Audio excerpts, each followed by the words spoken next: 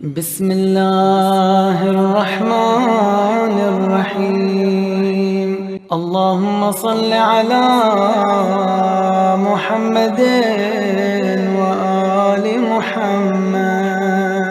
اگر آپ نے ابھی تک چینل کو سبسکرائب نہیں کیا تو سبسکرائب کرنے کے بعد بیل نوٹیفیکیشن آن کیجئے اور اس ویڈیو کو دوسرے بھائیوں کے ساتھ الشیطان شیئر کیجئے۔ الرجیم بسم اللہ الرحمن الرحیم الحمدللہ کما وحلو والصلاة والسلام علی محمد وآل طیبین الطاہرین اللہم وفقنا وجمیع المشتغلین للعلم والعمل الصالح بحرمت محمد وآل طیبین الطاہرین۔ بسم اللہ الرحمن الرحیم۔ سلسلہ معرفت انبیاء علیہ السلام کا آج پارٹ نمبر 10 ہے، اور اس سلسلے میں حضرت ادریس علیہ السلام کے حالات بیان ہو رہے تھے، تو ان کے حالات پارٹ نمبر 2۔ حضرت ادریس علیہ السلام کے حالات جو ہے جہاں تک بیان ہوئے تھے کہ حضرت ادریس علیہ السلام کے زمانے میں جو شخص بے دینیت سے بد دینیت یعنی کفر سے جو آتا تھا دین کی طرف، حضرت ادریس علیہ السلام کی ہدایات پر عمل کرتا تھا اور توحید کی معرفت حاصل کرتا تھا، انبیاء کی نبوت پر ایمان رکھتا تھا، تو اس کو جو ہے حضرت ادریس علیہ السلام کے زمانے کے جو لوگ تھے رافضی کہتے تھے، جس کی مکمل تفصیل رافضی کے معنی اور تفصیل جو ہے وہ گزشتہ پارٹ 1 میں بیان ہو چکی ہے، یعنی پارٹ نمبر 9 اور پارٹ نمبر 1 حضرت ادریس علیہ السلام کے حالات میں۔ تو حضرت ادریس علیہ السلام کا یہ جو زمانہ تھا، اس میں ایک عجیب واقعہ جو ہے وہ پیش آیا، جسے علماء مورخین نے نقل کیا، اور یہ واقعہ جو ہے امام جعفر صادق علیہ السلام صلی علی محمد امام علیہ السلام کی زبانی بیان ہوا۔ امام علیہ السلام فرماتے ہیں کہ حضرت ادریس علیہ السلام کے زمانے میں ایک بہت بڑا ظالم بادشاہ تھا، اور وہ سیر و تفریح کے لیے نکلتا تھا، تو ایک دن جو ہے وہ اپنی عادت کے تحت سیر و تفریح کے لیے نکلا، تو ایسے مقام پر پہنچا جو زمین کا ایک حصہ سرسبز و شاداب، بڑا دلکش منظر تھا، بڑا حسین و جمیل خوبصورت علاقہ تھا۔ اس نے جب یہ دیکھا، بادشاہ نے ایک مرتبہ حیران ہوا، میری سلطنت میں میری زمینیں اتنی خوبصورت نہیں ہیں، میرا علاقہ اتنا خوبصورت نہیں ہے، یہ سرسبز شاداب دلکش، یہ اتنا خوبصورت منظر، یہ کس کی زمین ہے؟ اس نے اپنے وزیروں کو بلایا، وزیروں نے کہا کہ وہ فلاں ایک مرد مومن ہے جو ہمارے دین سے منحرف ہو گیا، رافضی ہو گیا ہے، یہ اس کی یہ زمینیں ہیں۔ اس کو بلوایا گیا، جب وہ آیا تو بادشاہ نے کہا کہ میں تمہاری زمینوں کی طرف رجحان رکھتا ہوں، لہٰذا اس نے کہا کہ میرا کوئی ارادہ نہیں ہے دینے کو۔ اس نے کہا کہ زمین جو ہے تم مجھے اپنی دے دو، لہٰذا تمہاری زمین جو ہے وہ مجھے پسند آ گئی۔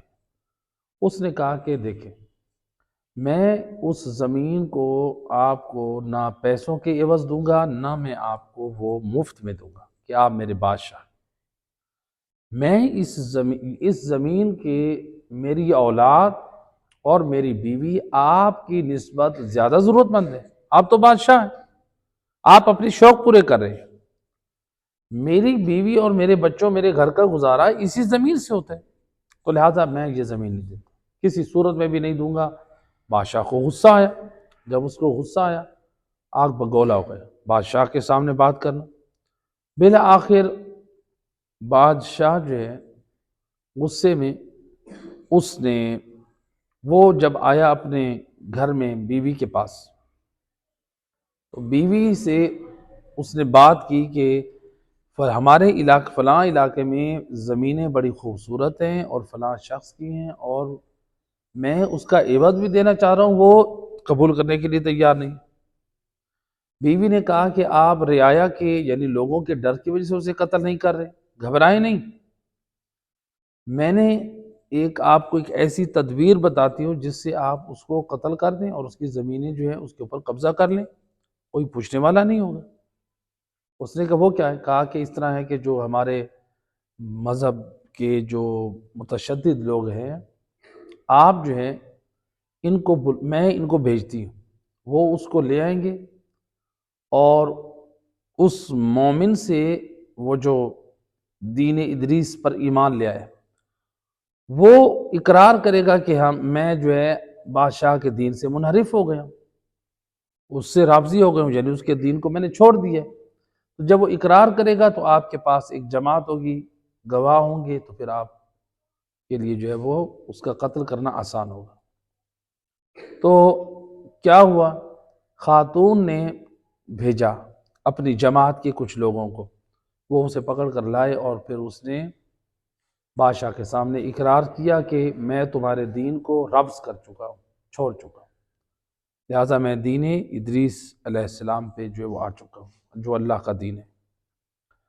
تو اب ان لوگوں نے کیا کیا، بادشاہ نے حکم دے دیا، تو لہٰذا اس جوان کو، اس مومن کو قتل کر دیا گیا۔ جب اس مومن کو قتل ہوا تو ایک بہت بڑا گناہ قتل ہو گیا۔ قتل کرنے کے بعد جو ہے اس نے اس کی زمینوں پہ قبضہ کر لیا، ادھر سے جب قبضہ کر لیا ادھر سے قتل ہو گیا، تو یعنی ظلم در ظلم۔ ایک گناہ یہ کیا کہ قتل کیا، دوسرا گناہ یہ ہے کہ بیوہ اور یتیم بچوں کا بھی حق دبا لیا۔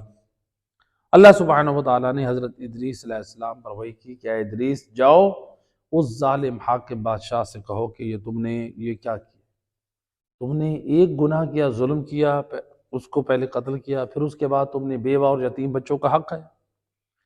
تو لہٰذا اللہ سبحانہ و تعالیٰ کہہ رہا ہے کہ قیامت والے دن میں اللہ تم سے انتقام لوں گا، جو تم نے اس طرح کیا ہے، ظلم کیا ہے اور حق دبایا ہے، میں قیامت والے دن تم سے انتقام لوں گا۔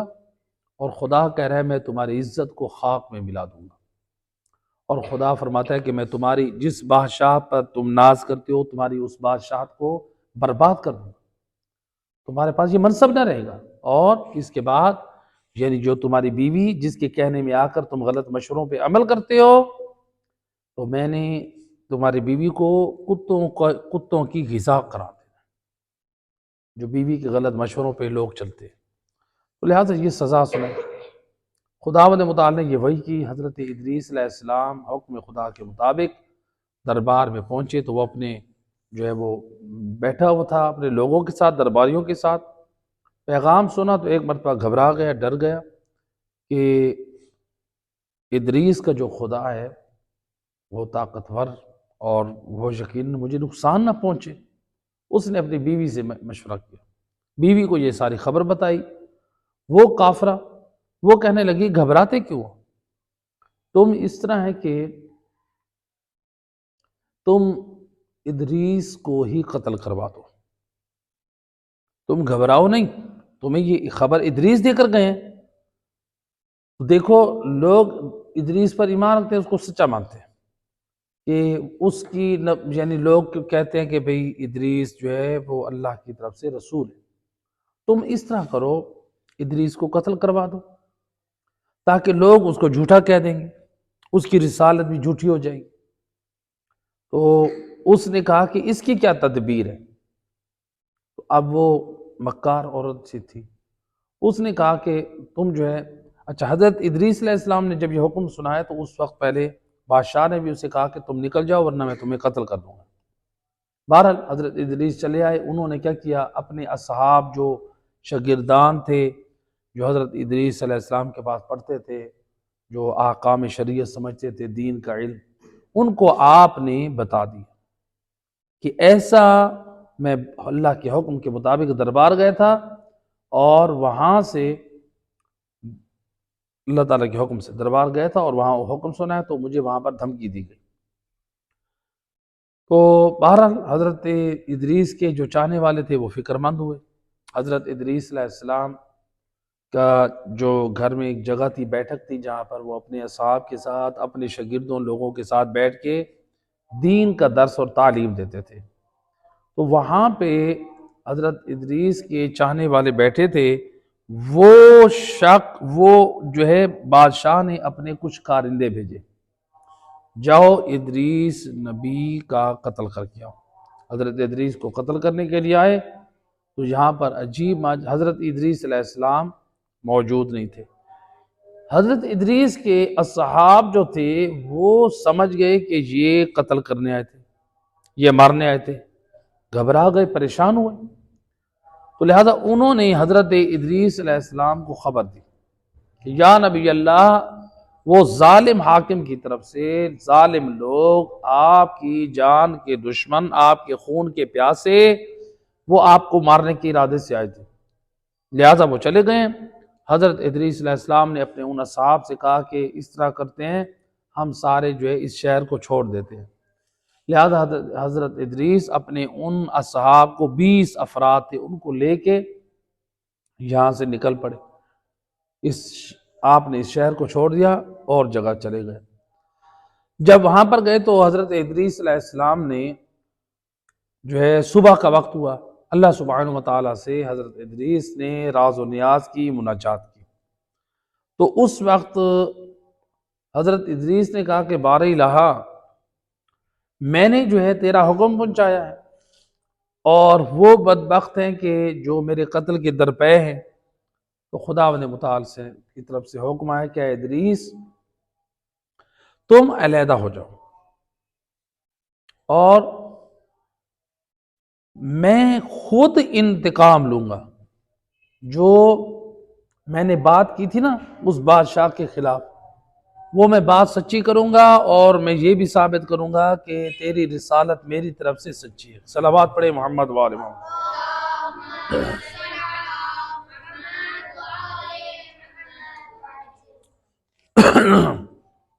تو لہذا میں ثابت کروں گا کہ تیری رسالت سچی ہے، اور اپنی بات کو بھی میں سچا کروں گا۔ اب حضرت ادریس نے کہا کہ بار الہ، ٹھیک ہے تیرا حکم، لیکن میری ایک خواہش ہے۔ آواز قدرت آئی، ادریس بولو تمہاری کیا خواہش ہے؟ کہا کہ یا اے پروردگار، بار الہ، میں چاہتا ہوں کہ بار الہ میری ایک خواہش ہے۔ کہا کہ کیا خواہش ہے ادریس؟ کہا میری خواہش یہ ہے کہ میں جب تک دعا نہ کروں اس وقت تک بارش نہ ہو۔ حضرت ادریس نے خدا سے کہا، التماس کی، بار الہ جب تک میں نہ چاہوں اس وقت تک کیا نہ ہو؟ بارش نہ ہو۔ خدا کی طرف سے جواب ملا، ادریس جیسے تمہاری آرزو ہے، خواہش ہے، تمہارے احترام میں انشاءاللہ جب تک تم دعا نہیں کرو گے بارش نہیں ہوگی۔ اب حضرت ادریس علیہ السلام جب مناجات سے فارغ ہوئے تو آپ نے اپنے اصحاب کو بتایا کہ میں نے خدا کی بارگاہ میں جو ہے وہ شکایت بھی کی ہے اس ظالم حاکم کی، اور خداوند متعال نے کہا ہے کہ تم جو ہے ان سے علیحدہ ہو جاؤ، اور میں نے خدا سے یہ ریکویسٹ کی ہے کہ جب تک میں نہ چاہوں اس وقت تک بارش نہ ہو۔ تو خدا نے میری اس التجا کو قبول کیا، کہا کہ اے ادریس جب تک تم دعا نہ کرو گے بارش نہ ہوگی، تو لہذا بارش اب نہیں ہوگی جب تک میں دعا نہیں کروں گا۔ حضرت ادریس نے اپنے اصحاب سے جو 20 تھے ان سے کہا کہ آپ لوگ اب منتشر ہو جاؤ۔ وہ اب مختلف شہروں میں پھیل گئے، تو ہر شہر میں یہ خبر بھی پھیل گئی، کون سی؟ نبی خدا حضرت ادریس علیہ السلام حکم خدا سے ایک غار میں پوشیدہ ہو گئے۔ حضرت ادریس علیہ السلام رپوش ہو گئے، آپ ایک غار میں پوشیدہ ہو گئے اللہ کی عبادت کرنے کے لیے، حکم خدا تھا۔ اور ادھر سے یہ مختلف افراد تھے، انہوں نے یہ خبر پھیلا دی کہ اللہ تعالیٰ نے حضرت ادریس کی التجا قبول کی ہے، جب تک ادریس نبی دعا نہیں کریں گے باران رحمت نازل نہیں ہو۔ اب جو ہے حضرت ادریس علیہ السلام غار میں اللہ کی عبادت کرتے ہیں، روزہ رکھتے ہیں، اور اللہ سبحانہ وتعالیٰ نے ایک فرشتے کو موکل کیا ان کی خدمت کے لیے، جو ہر روز رات کو کھانا لا کر دیتا ہے، اور حضرت ادریس علیہ السلام اس سے روزہ افطار کرتے ہیں۔ تو یہ اس طرح سے حضرت ادریس علیہ السلام کی زندگی گزرتی ہے۔ صلوات پڑھے محمد وآل محمد۔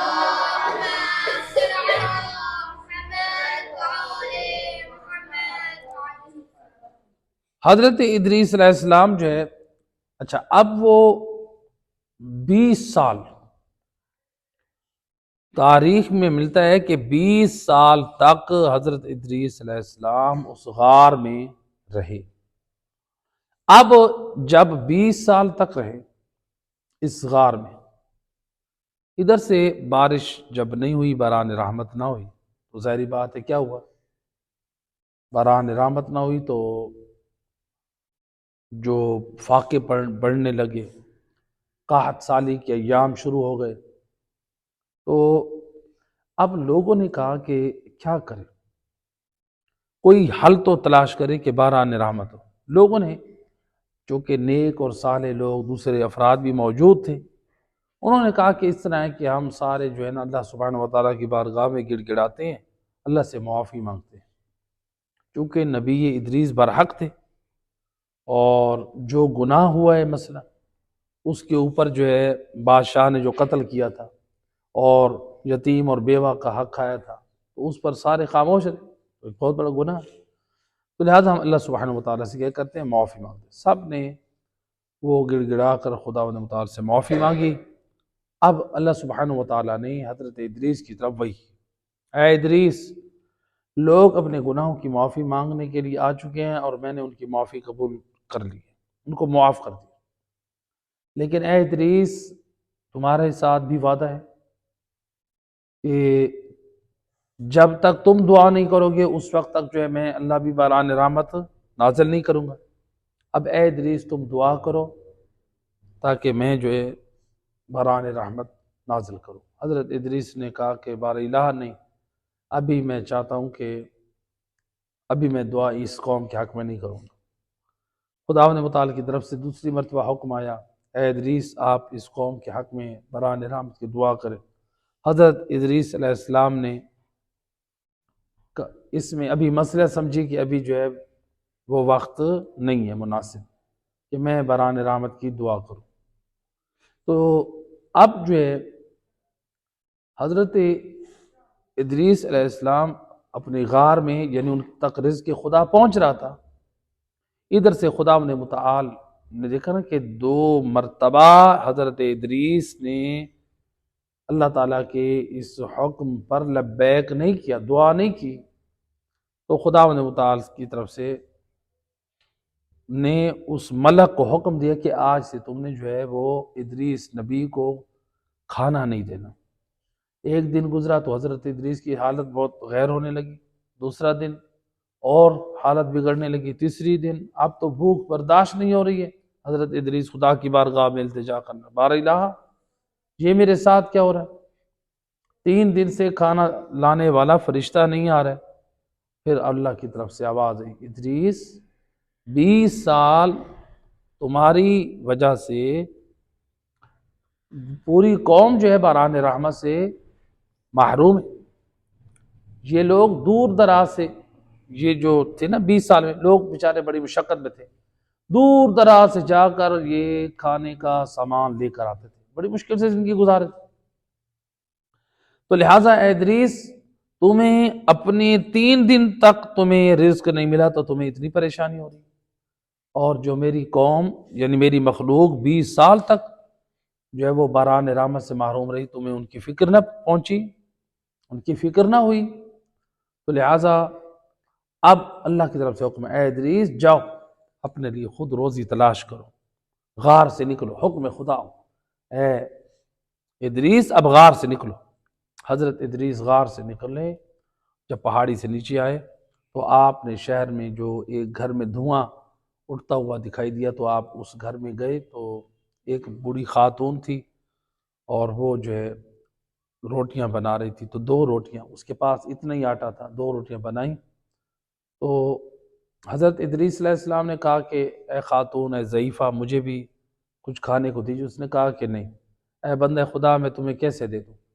یہ ادریس نبی کی جو ہے وہ بد دعا کا اثر ہے، جس کی وجہ سے ہم باران رحمت سے جو ہے محروم ہیں، اور رزق کی فراوانی نہیں ہے، برکت نہیں ہے، لوگ مشکل اور مصیبت میں آ چکے ہیں، لہٰذا میرے پاس یہی آٹا ہے، ہمارے پاس بامشکل گزارا چل رہا ہے، 2 روٹیاں ہیں، ایک میرے لیے اور ایک میرے بیٹے کے لیے۔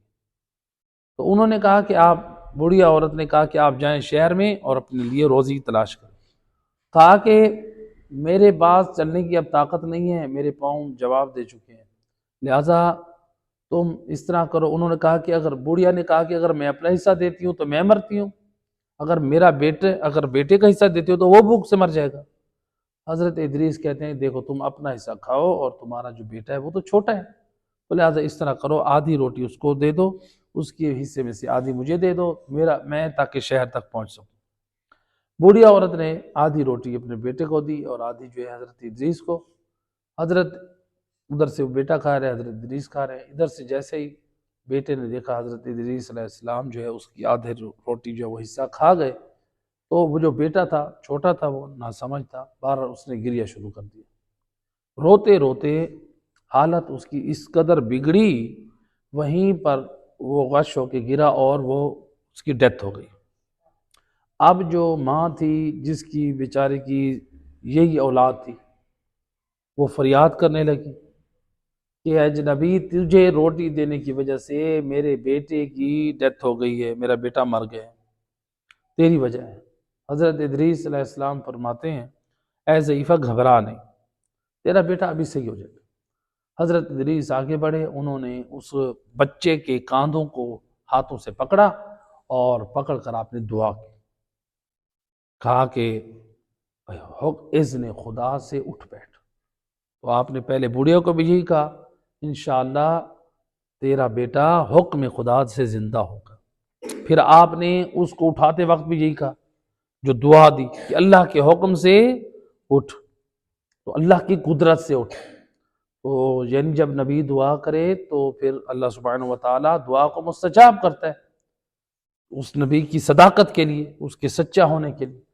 تو حضرت ادریس نے جو ہے وہ دعا کی تو پروردگار نے اس بچے کو زندہ کیا۔ جب اس خاتون نے دیکھا نا تو حضرت ادریس یہ کہہ رہے ہیں حکم خدا سے اٹھ، میں اللہ کا نبی ادریس ہوں، ساتھ یہ بھی اپنا تعارف کروا رہے ہیں۔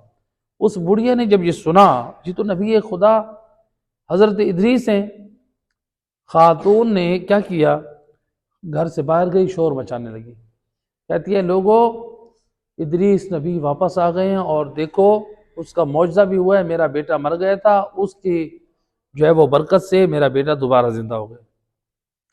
اب جو ہے لوگ اکٹھا ہونے لگے، صلوات پڑھے محمد وآل محمد۔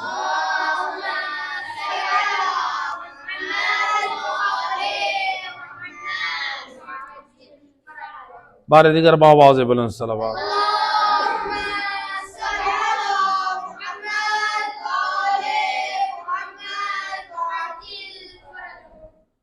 اب حضرت ادریس علیہ السلام جو ہے یعنی وہ لڑکا زندہ ہو گیا، تو اس نے کیا کی، اس خاتون نے حضرت ادریس کی نبوت کی گواہی دی۔ تو بہرحال حضرت ادریس علیہ السلام وہاں سے نکلے، اس ٹیلے پر آئے جس ٹیلے پہ وہ ظالم بادشاہ رہتا تھا۔ تو وہ حضرت ادریس علیہ السلام اس کے حالات دیکھنے کے لیے آیا کہ وہ اب اس کے ساتھ کیا ہوا، اس کی یعنی عبرت کے طور پہ۔ تو وہاں پر کچھ لوگ آئے آپ کے پاس، تو انہوں نے بھی جو ہے وہ عرض کیا کہ آپ نے 20 سال ہم پر رحم نہ کیا، ہم باران رحمت سے تک جو مشقت میں رہے، تکلیف میں رہے، ہم باران رحمت سے محروم رہے، ہم تکلیف اور مصیبت میں بھوک سے مر رہے تھے، تو آپ نے دعا نہ کی۔ تو بہرحال تو حضرت ادریس علیہ السلام نے کہا کہ میں اس وقت تک دعا نہیں کروں گا جب تک اس شہر کا جو ظالم بادشاہ ہے وہ اور شہر والے لوگ میرے پاس ننگے پاؤں نہ آئیں۔ لوگوں نے کہا کہ بھئی 20 سال سے ہم لوگ بھوک سے مر رہے ہیں، آپ لوگوں نے دعا نہیں کی، تو اب دعا کریں، مہربانی کریں، اب آپ آ گئے، دنیا آپ کو تلاش کر کر کے تھک گئی تھی، آپ پتہ نہیں کہاں چھپے ہوئے تھے۔ انہوں نے کہا کہ میں دعا نہ کروں گا جب تک کون نہ آئے، وہ جو ایک دوسرا ظالم بادشاہ جو پیدا ہو چکا تھا شہر میں، جب تک وہ اور شہر کے لوگ ننگے پاؤں میرے پاس نہ آئے۔ اب یہ خبر جو ہے بادشاہ تک پہنچی، اس بادشاہ نے کیا کیا، اس بادشاہ نے اپنے 40 بندے بھیج دیے، اس کے لیے جاؤ ادریس نبی کو اریسٹ کر کے لے آؤ۔ یہ 40 بندے آئے حضرت ادریس کو اریسٹ کرنے کے لیے، حضرت ادریس نے ان کو روکا، نہ رکے، انہوں نے بد دعا کی اور ان کی ڈیتھ ہو گئی، ساروں کی 40 کے 40 افراد مر گئے۔ بادشاہ تک خبر پہنچی، اس بادشاہ نے، ظالم حاکم نے کیا کیا، اس نے 500 آدمی بھیج دیے، جاؤ ادریس کو اریسٹ کر کے آؤ۔ ادھر سے حضرت ادریس کی خدمت میں یہ دوبارہ جب آئے، یہ 500 افراد، حضرت ادریس نے کہا کہ دیکھو جو 40 افراد آئے تھے تمہاری جماعت کے، تمہاری قوم کے، دیکھو ان کا حشر کیا ہوا ہے، میں تمہیں بھی کہہ رہا ہوں واپس چلے جاؤ، ایسا نہ ہو کہ تمہارا حال بھی ایسا ہو جیسے ان کے ساتھ ہوا ہے۔ انہوں نے دیکھا واقعہ جو ہمارے سپاہی تھے ہمارے جیسے، تو وہ ان کی لاشیں پڑی ہیں، بکھری پڑی ہیں، تو لہٰذا اپنی جان کی امان اسی میں سمجھی وہ لوگ واپس چلے گئے۔ اب سارا شہر کہ حضرت ادریس کی دعا کرنے کے لیے تیار ہے، وہ تو کہتے ہیں میں دعا کرتا ہوں، وہ کہتے ہیں کہ شہر والے اور بادشاہ جو ہے نا وہ آئے اور وہ آ کر التماس کریں، ننگے پاؤں آئے تو میں دعا کروں گا۔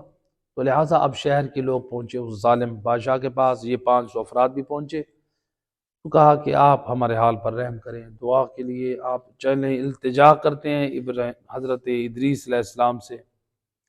بالآخر بادشاہ مجبور ہو گیا، جب دیکھا نا کہ اب عوام الناس بھی جو ہے وہ سڑکوں پہ نکل آئی، احتجاجی مظاہرے ہو رہے ہیں، اور میری اپنی فوج بھی جو ہے وہ میرے خلاف ہو گئی ہے، تو لہٰذا اس نے پھر اپنی سلامتی اسی میں سمجھی، وہ اور پوری فوج اور تمام شہر والے ننگے پاؤں حضرت ادریس علیہ السلام کے پاس آئے، التجا کی کہ آپ دعا کریں خدا بارش کرے۔ حضرت ادریس علیہ السلام نے دعا کی، ہاتھ اٹھائے بار الہ، آپ نے اللہ سبحانہ وتعالیٰ سے دعا کی، اور پروردگار نے حضرت ادریس کی دعا کو قبول کیا، باران رحمت نازل ہوئی، اور اتنی باران رحمت نازل ہوئی کہ لوگ جو ہے وہ ہر طرف پانی پھیل گئے، تالاب بھر گئے، ماشاءاللہ سر سبزہ ہر طرف جو ہے وہ، اور لوگ جو ہے خوشی خوشی سارے اپنے اپنے گھروں کی طرف واپس ہو گئے۔ تو یہ جو ہے اب دیکھیں یہ ایک واقعہ کہ ابتدا کیا ہوئی تھی، ایک مومن کو قتل کیا گیا ناحق، اور اس کی یتیم اولاد کا حق دبایا گیا، اس کی بیوہ کا حق کھایا گیا، وہ ظالم بادشاہ تھا، اور جو لوگ تھے جو دیندار تھے انہوں نے تو وہ کیا، اظہار کیا کہ اس نے غلط کام کیا، لیکن لوگ بھی اس ظلم پر خاموش رہے، تو جس کے نتیجے میں حضرت ادریس علیہ السلام نے اللہ سے دعا کی کہ میں جب تک میں نہ چاہوں اس وقت تک بارش نہ ہو۔ اب اس واقعے میں ہمیں جو ہے چند پیغامات دیے گئے اس واقعے میں۔ دیکھیں پہلا پیغام کہ جو بادشاہ ظالم تھا اس نے ظلم کیا، مومن کو قتل کیا، بچوں کا یتیموں کا مال لوٹا، بیوہ عورت کا حق کھایا، تو اللہ سبحانہ وتعالیٰ نے کیا انتقام، اللہ نے پیغام بھیجا کہ میں قیامت والے دن انتقام لوں گا، تمہاری بادشاہت ختم ہو جائے گی، عزت کو ذلت میں بدل دوں گا، تمہاری بیوی جو ہے وہ کتوں کی غذا بن جائے گی۔ ایسا ہی ہوا، اس کی بیوی کو کتے کھا گئے اور وہ ذلت کے ساتھ مر گیا، وہ بادشاہت اس کی ختم ہو گئی۔ اس میں ہمیں یہ پیغام دیا کہ دیکھیں کہ ظلم کے ساتھ حکومت جو ہے وہ نہیں رہ سکتی، اگر کوئی ظلم کے ساتھ حکومت کرتا ہے تو اس کی حکومت کو زوال ہے، دوام نہیں۔ تو لہٰذا مولا علی علیہ السلام نے فرمایا، آپ کے ارشادات میں امام فرماتے ہیں کفر کے ساتھ حکومت قائم رہ سکتی ہے، ظلم کے ساتھ حکومت قائم نہیں رہ سکتی۔ تو لہٰذا ظلم جو ہے نا، اللہ تو سبحانہ وتعالیٰ بھی ظلم کو پسند نہیں کرتا، اور انبیاء بھی پسند نہیں کرتے، اور عوام الناس بھی ظلم کو پسند نہیں کرتے، تو لہٰذا ظلم کے ساتھ جو ہے وہ حکومتیں قائم نہیں ہو سکتی۔ تو لہٰذا یہ ضروری نہیں کہ ہم صرف حکومت، بلکہ ہم میں سے ہر شخص اپنے اپنے اداروں میں، اپنی اپنی زندگی میں، اپنے اپنے گھروں میں بھی یعنی ظلم کے ساتھ آپ اپنی اولاد پہ بھی حکمرانی نہیں کر سکتے۔ تو لہٰذا ظالم انسان ناکام ہوتا ہے، ہمیشہ نامراد ہوتا ہے، لوگوں کی محبت ختم ہو جاتی ہے اس کے بارے میں، لوگ اس کی طرف جھکاؤ نہیں رکھتے۔ اگر باپ ظالم ہو، اولاد نفرت کرتی ہے نا؟ اسی طرح سے اگر کسی دفتر میں، کسی ادارے میں کوئی شخص ظالم ہو جو ملازمین کی حقوق تلف کرے، ضبط کرے، تو ظاہری بات ہے تو وہ ظلم جو ہے زیادہ دیر نہیں چلتا۔ تو لہٰذا جو اس میں اب ہمارے لیے جو پیغام دیا مولا علی علیہ السلام نے کیا دیا کہ اگر کوئی شخص چاہتا ہے نا کہ اس کی جو حکومت ہے اس کو دوام رہے تو وہ عدل کے ساتھ اپنی حکومت کو قائم رکھے۔ اگر وہ ظلم کے ساتھ چلے گا، حکومت کو چلائے گا، تو اس کی حکومت کو زوال ہے، دوام نہیں ہے۔ اور رسول خدا صلی اللہ علیہ وآلہ وسلم اللہم صلی اللہ علیہ آپ صلی اللہ علیہ وآلہ وسلم نے فرمایا عدل ساعت خیر من عبادت 70 سنہ۔ آپ صلی اللہ علیہ وآلہ وسلم نے فرمایا 1 گھنٹہ انصاف 70 سال کی عبادت سے افضل ہے۔ صرف 1 گھنٹہ انصاف کرنا، یعنی لوگوں کے حقوق جو ہیں ان کے حق کے مطابق ملنا، یہ 70 سال کی عبادت سے افضل ہے۔ تو ماشاءاللہ یعنی ان چیزوں کا خیال رکھنا چاہیے ہمیں۔ تو لہٰذا یعنی دنیا میں انصاف کیسے ہو سکتا ہے؟ یعنی انصاف ہوگا جب آئین قرآن کے مطابق ہوں، آئین جو ہے وہ سنت کے مطابق ہوں۔ تو لوگوں کے جب حقوق ہوں گے، ادا ہوں گے، تو یقیناً جو ہے وہ لوگوں کے حقوق ادا ہوتے رہیں تو یہ انصاف کے ساتھ ہے۔ لوگوں کے جب حقوق تلف ہوں گے، لوگوں کے لیے جینا مشکل ہو جائے تو پھر یہ ان کے حق میں یقیناً یہ ایک ظلم ہے۔ تو بہرحال ہر شخص کو چاہیے اپنی ذمہ داری کو ادا کرے۔ تو لہٰذا اللہ تعالیٰ سے ہم بھی یہی دعا کرتے ہیں پروردگار ہمارے وطن عزیز پاکستان کی بھی حفاظت فرمائے، اور اس کو اللہ سبحانہ وتعالیٰ ایسے مخلص حکمران حاکم نصیب فرمائے ہم سب کو جو وطن عزیز پاکستان کے لیے بھی مخلص ہوں، اور وطن عزیز کے جو محبین ہیں، جو قوم ہے اس کے لیے بھی مخلص ہوں۔ تو ظاہری بات ہے جو وطن عزیز کے ساتھ اور قوم کے ساتھ مخلص ہیں وہی کام کر سکتے ہیں۔ تو بہرحال یہ جو ہے ہر شخص کی ذمہ داری ہے۔ تو یہ جو ہے یعنی ہم میں سے بھی ہر فرد کا حق ہے کہ ہم بھی جو ہے وہ اپنے وطن، اپنے جو ہے ملک کے قوانین کی پاسداری کریں، ان کی خلاف ورزی نہ کریں۔ اس لیے ہمارے فقہا فرماتے ہیں کہ قوانین کی جو ہوتے ہیں قانون، اس کی خلاف ورزی کرنا حرام ہے۔ تو بعض لوگ ہوتے ہیں کہ مثلاً وہ کہتے ہیں کہ یہ گورنمنٹ کا مال ہے، بعض لوگ جیسے بجلی چوری کرتے ہیں، گیس چوری کرتے ہیں، یا دوسرے ایسے غلط کام کرتے ہیں۔ تو لہٰذا ایک صلوات پڑھے محمد وآل محمد کی ذات پر، اللہم صلی علی محمد۔ لہٰذا بعض لوگ ہوتے ہیں وہ چوری کرتے ہیں، گیس چوری کرتے ہیں، بجلی چوری کرتے ہیں، یہ چوریاں کرتے ہیں نا، وہ جواز بناتے ہیں، کہتے ہیں کہ گورنمنٹ کو ہم ٹیکس دے رہے ہیں۔ یہ حرام ہے شرعاً، یہ گناہ ہے۔ آپ فقہا منع کرتے ہیں کہ آپ کے لیے یہ شرعاً جائز نہیں ہے آپ بجلی چوری کریں، آپ گیس چوری کریں، آپ گورنمنٹ کے جو ہے وہ اس میں کوئی نقصان پہنچائیں، کیونکہ اگر سارے لوگ ایسے بدنظمی کرنے لگ جائیں تو پھر جو ایک سسٹم خراب ہو جائے گا، سارا ماحول خراب ہو کے رہ جائے گا۔ تو لہٰذا ان چیزوں کا ہمیں خیال رکھنا چاہیے۔ ہر شخص قانون اپنے ہاتھ میں لے لے گا۔ جب قانون ہاتھ میں لے لے گا تو پھر جو ہے وہ ملک کا نظام جو ہے وہ درم برم ہو جائے گا۔ تو لہٰذا قوانین کی پاسداری کرنی چاہیے۔ قوانین کی پاسداری کریں گے، اسی میں ہمارے وطن کی سالمیت بھی ہے اور یہ اپنے وطن سے محبت بھی ہے۔ صلوات پڑھ دیں محمد وآل محمد، اللہم صلی علی محمد۔ یہ تھا پہلا پیغام۔ دوسرا پیغام اس روایت کا کہ بیوی اور یتیم یعنی بیوہ خاتون، بیوی سے مراد یعنی جو اس کی بیوی کا حق کھایا گیا، یعنی بیوہ کا حق کھایا گیا اور یتیم بچوں کا حق کھایا گیا۔ تو بیوہ کا حق اور یتیم بچوں کا حق جو ہے وہ کھایا گیا تو یہ کتنا بڑا گناہ ہے۔ تو لہٰذا دیکھیں قرآن مجید نے ہمیں اس بارے میں ڈرایا اور ہمیں خبردار کیا فرمایا ان الذین یاکلون اموال الیتامی ظلما انما یاکلون فی بطونہم نارا وسیصلون سعیرا۔ پروردگار قرآن میں فرما رہا ہے بے شک جو لوگ یتیموں کا ظلماً مال کھاتے ہیں، مال ان کے اوپر حق دبا کر بیٹھ جاتے ہیں، ظلماً مال کھاتے ہیں، تو لہٰذا یہ لوگ کون ہیں؟ اللہ سبحانہ و تعالیٰ فرما رہا ہے کہ جو لوگ یتیموں کا مال ظلماً کھاتے ہیں انما یاکلون فی بطونہم، وہ اپنے پیٹوں میں جہنم کی آگ بھرتے ہیں اور یہ بہت جلد جہنم میں جائیں گے۔ خدا کو صلی علی محمد وعلی محمد۔ تو لہٰذا یہ ہے، دیکھیں قرآن مجید نے یہ بتایا کہ یتیموں کا حق کھانا کتنا بڑا گناہ ہے، اس لیے اللہ سبحانہ و تعالیٰ نے قرآن میں فرمایا فانظر کیف کان عاقبۃ الظالمین۔ اللہ فرماتا ہے دیکھو ظالموں کا انجام کیا ہوا ہے۔ اللہ تعالیٰ کہہ رہے دنیا میں دیکھو ظالموں کا انجام کیا ہوا ہے، یعنی ہمیں قرآن میں دیکھنا چاہیے جو ظالموں کے ساتھ کیا ہوا، اور دنیا میں بھی ہمیں دیکھنا چاہیے ظالموں کا انجام کیا ہوا ہے۔ اور ایک مقام پہ اللہ سبحانہ و تعالیٰ نے فرمایا انہ لا یفلح الظالمون، ظالم لوگ کبھی کامیاب نہیں ہوتے، ظلم کرنے والوں کبھی کامیاب نہیں ہوتے، اللہ تعالیٰ خبردار کر رہا ہے۔ تو یہ تھا دوسرا پیغام۔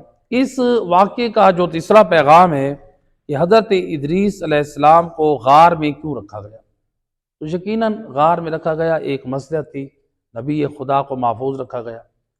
اب یہاں پر سوال پیدا ہوتا ہے کہ حضرت ادریس علیہ السلام تو ہادی ہے، ان کا کام تھا ہدایت کرنا، وہ رہ گئے غار میں، اللہ کے حکم سے چھپ گئے، تو لہذا پیچھے کام ہدایت کا کس نے سنبھالا؟ سوال ہے کہ نہیں ہے؟ پھر پیچھے خدمت کا کام، ہدایت کا کام کس نے انجام دیا؟ تو حضرت ادریس کے وہ جو 20 صحابی تھے جن کو آپ نے بھیجا وہ تھے، اور جو اور آپ کے اوپر ایمان لانے والے جو اور بھی شاگردان تھے، یہ تو 20 خاص سے خاص تر تھے، تو جو اور شاگردان تھے اور جو آپ کے اوپر ایمان رکھنے والے تھے، چونکہ ہم نے ذکر کیا تھا تقریباً 1000 تک کی تعداد، پھر اس سے بھی وہ یعنی آگے بڑھتی گئی، تو بہرحال وہ جو ہے وہ دین خدا کو پھیلا رہے تھے، تو یہ 20 افراد بھی دین خدا کا پیغام پھیلا رہے تھے، حضرت ادریس علیہ السلام کی تعلیمات کو عام کر رہے تھے۔ تو حضرت ادریس علیہ السلام کی موجودگی میں وہ کام ہدایت کون کر رہے تھے؟ جو ان کی صحبت میں بیٹھنے والے اہل علم علماء تھے، انہوں نے اس کام کو آگے جاری رکھا۔ وہی چیز جو آج سوال ہوتا ہے کہ جیسے امام زمانہ علیہ السلام، امام مہدی علیہ السلام، وہ تو یعنی ہادی ہیں، ان کا کام ہے ہدایت کرنا، جب ان کا کام ہدایت کرنا ہے تو وہ پردہ غیبت میں کیوں ہے؟ یہ بعض ہمارے جو ہے متعصب لوگ غلط چیزیں وہ پھیلاتے ہیں، کہتے ہیں کہ شیعوں کے بارے میں امام جو ہے نا غار میں چھپے ہوئے، نہیں، غار میں چھپے ہوئے نہیں ہیں، وہ تو لوگوں کی نظروں سے اوجھل ہے۔ اگر حضرت ادریس حکمت خدا کی وجہ سے یعنی ایک مصلحت کے تحت غار میں پوشیدہ ہو سکتے ہیں، تو امام مہدی علیہ السلام بھی لوگوں کی نظروں سے اوجھل ہو سکتے ہیں، جیسے حضرت خضر علیہ السلام ہیں، اس دنیا میں ہیں، زندہ ہیں، لیکن لوگوں کی نظروں سے پوشیدہ ہیں، لوگوں کو نظر نہیں آتے، تو وہ نظر نہیں آئے تو لوگ مان لیں، اور امام مہدی علیہ السلام اگر لوگوں کے ہوتے ہوئے نظر آئے تو لوگ کہتے ہیں کہ ہم کیوں مانیں، تو ہیں تو وہ بھی انسان، تو حضرت خضر علیہ السلام بھی انسان ہے، تو انسان ہو کہ ان کا وجود لوگوں کے سامنے وہ کیا ہے، وہ پوشیدہ ہے، تو لہٰذا یہ جو ہے اب کہتے ہیں کہ جب ہادی کا کام ہدایت کر، امام مہدی علیہ السلام کا کام ہدایت کرنا ہے، تو پھر اس زمانے میں ہدایت کا سلسلہ کون جاری رکھے ہوا ہے؟ وہی علماء ہیں، جس طرح حضرت ادریس کے زمانے کے علماء تھے، اس دور میں بھی علماء ہیں جو ہدایت کے پیغام کو کیا رکھے ہوئے ہیں، جاری رکھے ہوئے ہیں۔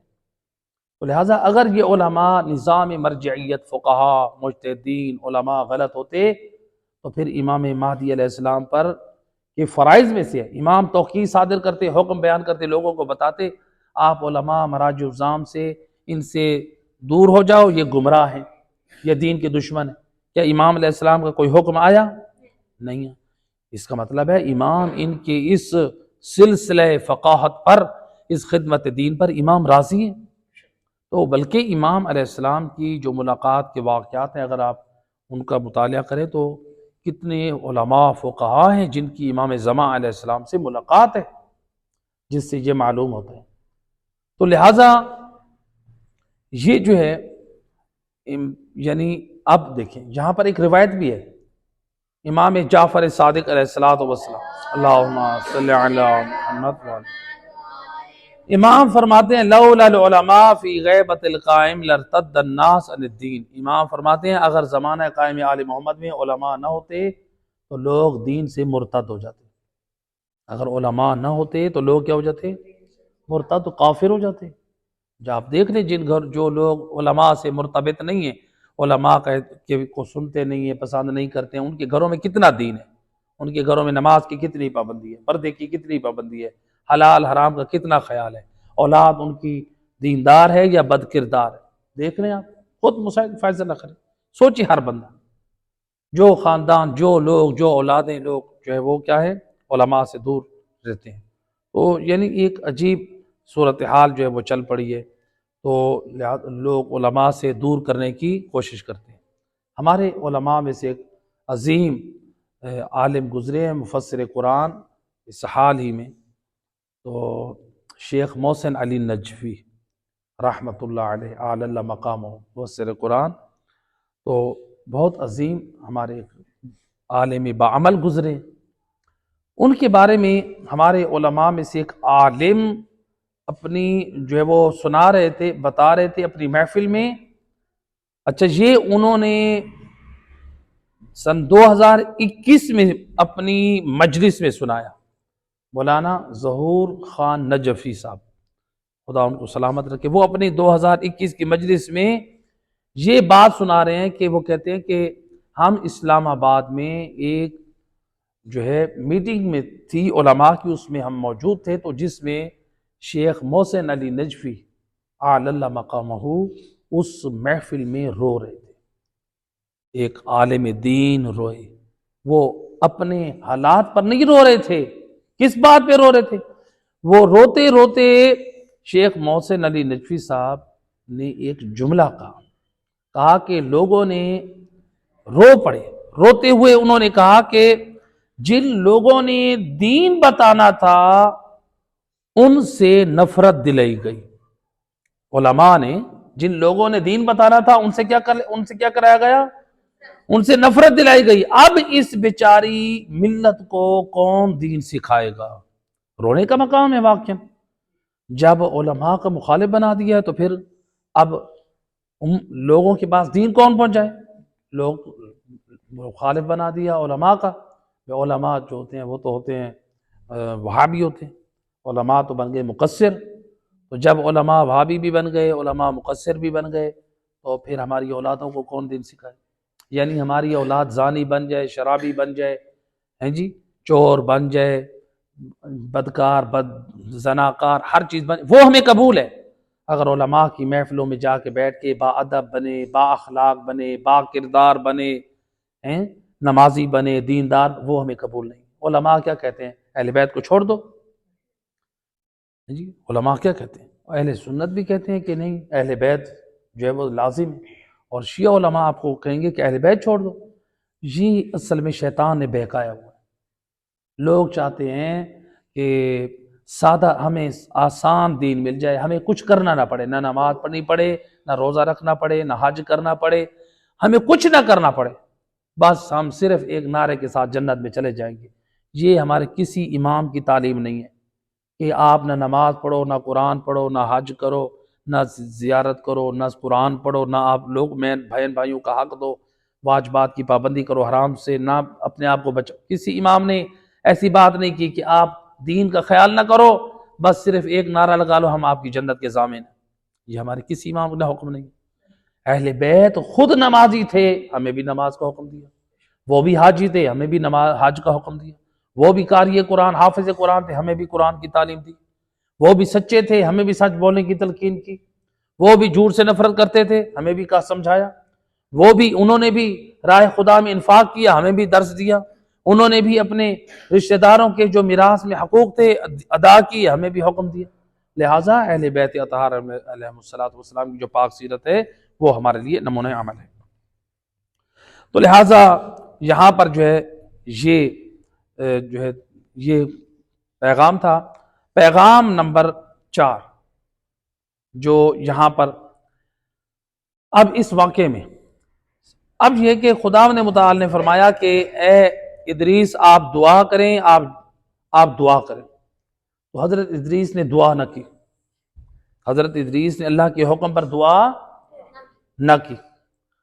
تو دعا نہ کی تو اب یہ تو اللہ کے حکم کی مخالفت ہو گئی، ایسے کہ نہیں؟ اللہ تعالیٰ نے 2 مرتبہ کہا کہ دعا کریں، حضرت ادریس نے دعا نہیں کی، تو اللہ کے حکم کی مخالفت کرنا گناہ ہے یا نہیں؟ گناہ۔ تو یہاں پر کون سا حکم تھا؟ اللہ کا حکم، اس کی 2 قسمیں۔ اللہ کا حکم یہاں پر حکم واجبی تھا، یعنی حکم تکلیفی تھا، یا حکم ارشادی تھا؟ تو علماء فرماتے ہیں یہاں پر حکم ارشادی تھا، حکم تکلیفی یہاں پر حکم ارشادی تھا، یعنی ان کے حق میں بہتر تھا، کیونکہ گناہگار لوگوں نے التماس کی، گریہ کیا، توبہ کی۔ اب اللہ سبحانہ و تعالیٰ بھی کہہ رہا ہے کہ آپ جو ہے میں نے توبہ قبول کی، اور آپ لوگ جو ہے آپ اے ادریس آپ بھی اس کے حق میں کیا کریں؟ آپ دعا کریں۔ تو یہاں پر حکم ارشادی تھا، حکم تکلیفی نہیں تھا، یعنی واجب نہیں تھا۔ تو بہرحال وہ حضرت ادریس علیہ السلام نے حکم ارشادی کی مخالفت کی ہے، تو جو ان کے حق میں بہتر تھا وہ کر دیتے، لیکن حضرت ادریس اس میں بھی حکمت سمجھ رہے تھے۔ وہ کیا تھی؟ تو چونکہ حضرت ادریس نے یہ کہا تھا کہ جب تک میں دعا نہ کروں اس وقت تک بار الہ تو نے باران رحمت نہیں کرنی، چونکہ حضرت ادریس کی صداقت کی گواہی بھی تو دینی ہے۔ تو بہرحال یہاں پر اللہ سبحانہ و تعالیٰ نے بتایا چونکہ میں توبہ تو قبول کرنے والوں کی توبہ قبول کرتا ہوں، اس لیے قبول کی، اور بارش بھی اللہ نے کہا کہ میں کرتا ہوں۔ اے ادریس آپ جو ہے دعا کریں، لیکن اللہ سبحانہ و تعالیٰ نے اپنا وعدہ نبھایا یہاں پہ، کیونکہ وعدہ کیا تھا حضرت ادریس سے، یہ وعدہ ہے کہ جب تک آپ دعا نہیں کریں گے اس وقت تک بارش نہیں ہوگی، وعدہ کیا، وعدے کے مطابق۔ اب اللہ سبحانہ و تعالیٰ چاہتا توبہ قبول کرنے کے بعد بارش کر دیتا، لیکن اللہ تعالیٰ نے وعدہ دیا تھا کہ اے ادریس جب تک آپ دعا نہیں کریں گے بارش نہیں ہوگی۔ تو اگر اللہ تعالیٰ بغیر وعدے نبھائے بارش کر دیتا تو پھر جو ہے امت کا یا مثلا مسلمانوں کا یہ بھی اعتبار اٹھ جاتا کہ جب اللہ تعالیٰ نے حضرت ادریس کے ساتھ وعدہ نہیں نبھایا تو پتہ نہیں اور آسمانی کتابوں میں اللہ تعالیٰ نے جو وعدے کیے ہیں وہ بھی پورے نہیں کرے گا، یا اللہ نے جو وعدہ کیا ہے مثلا جنت کے وعدے کیے ہم سے، تو لہٰذا پھر اس طرح انسان کو قرآن جھوٹا نظر آتا، مسلمانوں کو بھی، یا صاحب کا کتابیں بھی جھوٹی نظر آتی۔ بات سمجھ آ رہی ہے؟ تو لہٰذا یہ وعدہ جو ہے یعنی جو کیا گیا اور اس کو اللہ سبحانہ و تعالیٰ نے نبھایا۔ تو یہاں پر جو ہے اللہ نے اپنے عمل سے بہترین ایک مثال قائم کی وعدہ نبھانے کی۔ اور دوسرا یہ ہے کہ اگر اللہ وعدہ توڑ دیتا، یہ بات اس کی واضح ہے، اور دوسری بات یہ ہے کہ یہاں پر اللہ سبحانہ و تعالیٰ نے اس وعدے کے نبھانے کے ساتھ حضرت ادریس کی رسالت کی تصدیق کر دی کہ وہ سچی ہے، کیونکہ اللہ سبحانہ و تعالیٰ نے کیا کہا تھا کہ میں اپنی بات کو پورا کروں گا، یعنی اس ظالم حاکم کے ساتھ جو اس نے ظلم کیا ہے اس کو میں اس سے انتقام لوں گا، اور جو ہے تمہاری رسالت کی گواہی دوں گا۔ تو لہٰذا اللہ سبحانہ و تعالیٰ نے اپنے وعدے کو نبھایا۔ تو اب یہاں پر جو ہے 5واں جو پیغام ہے، جو حکمت ہے اس میں، کہ حضرت ادریس نے بارش کی دعا جو ہے وہ کیوں نہ کی، یعنی حضرت ادریس نے اپنے ساتھ خاص کیوں کی؟ وہ تو جواب دے دیا کیوں نہ کی۔ حضرت ادریس نے دعا اپنے ساتھ خاص کیوں کی کہ جب تک میرا اللہ میں دعا نہ کروں اس وقت تک باران رحمت نازل نہ ہو۔ تو چونکہ حضرت ادریس علیہ السلام یہ چاہتے تھے کہ لوگ جو باطل دینوں کی طرف انحراف کیے ہوئے ہیں، گمراہیوں کا شکار ہو چکے ہیں، تو میں جب دعا کروں باران رحمت نازل ہو تو گویا لوگوں تک یہ میسج ہو جائے میرا اللہ حق ہے، اور میں جس اللہ کا پیغام پہنچاتا ہوں وہ پیغام بھی حق ہے۔ تو حضرت ادریس علیہ السلام کا مقصد یہ تھا کہ اپنے ساتھ دعا کو اس لیے مخصوص کرایا تاکہ لوگ جو ہے وہ مرکز ہدایت سے جڑ جائیں، اور وہ کون ہے؟ وہ نبی برحق ہے۔ ورنہ لوگ جو ہے اس زمانے میں کس کو وہ زیادہ زور اور پاور والا سمجھ رہے تھے؟ جو اس زمانے کا ظالم حاکم بادشاہ تھا۔ تو حضرت ادریس علیہ السلام یہ سمجھانا چاہ رہے تھے کہ جو ظالم اور جابر تھا اس وقت کا بادشاہ، یعنی وہ جو روب اس کے پاس تھا، مال تھا، سب کچھ تھا، لیکن اس کے پاس دین نہیں تھا، تو اس وجہ سے کہ لوگوں کو بتا دینا چاہتے تھے دیکھو جسے تم حق سمجھ رہے ہو وہ حق نہیں، تو لہٰذا حق کو اگر تم لوگوں نے پہچاننا ہے تو وہ ہو سکتا ہے کہ جو اللہ کی طرف سے پیغام ہدایت رکھتا ہو۔ تو لہٰذا حضرت ادریس علیہ السلام نے دعا کو اس لیے اپنی ذات کے ساتھ مخصوص کرایا۔ تو انشاءاللہ اس کے بعد تیسرا پارٹ آئے گا حضرت ادریس علیہ السلام کے حالات، انشاءاللہ نیکسٹ ویک۔ پروردگار سے دعا کریم مہربان